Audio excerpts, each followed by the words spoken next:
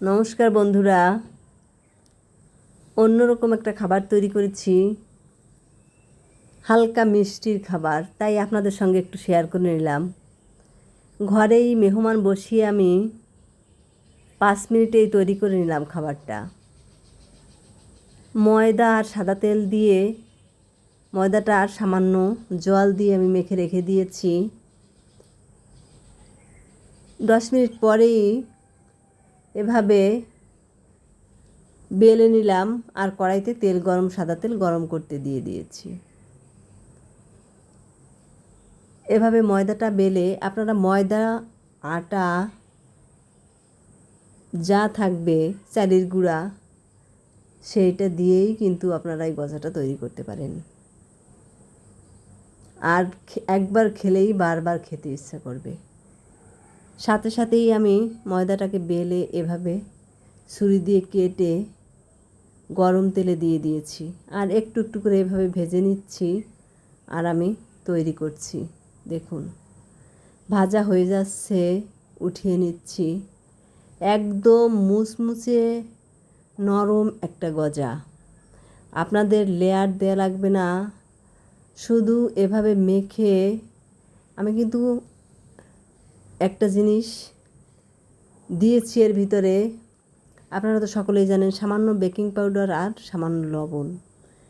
কালো জিরা ব্যবহার করিনি, আপনাদের যদি ইচ্ছা করে কালো জিরাও কেউ ব্যবহার করতে পারেন।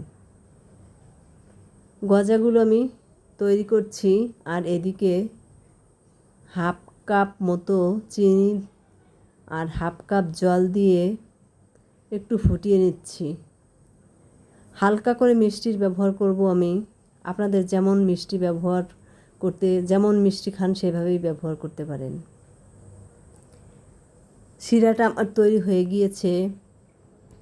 শিরাটা হাতে দিলে একটু আঠালো যখন মনে হবে, তখনই বুঝতে পারবেন। কোনো মাপ দেওয়া লাগবে না, আঠালো হলেই আপনারা গজাটা তৈরি করে দিয়ে দিতে পারবেন। তার জন্য চিনি জলের কোনো মাপ লাগবে না, আন্দাজ মতো দিলেই হবে। চিনিটা ফুটে উঠেছে আর গজাগুলো এদিকে তৈরি করা হয়ে গিয়েছে।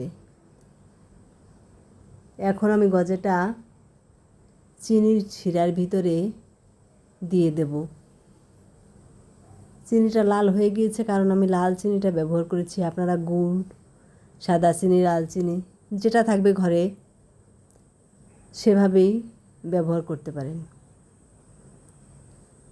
গজাগুলো আমি শিরার ভিতর দিয়ে দিলাম।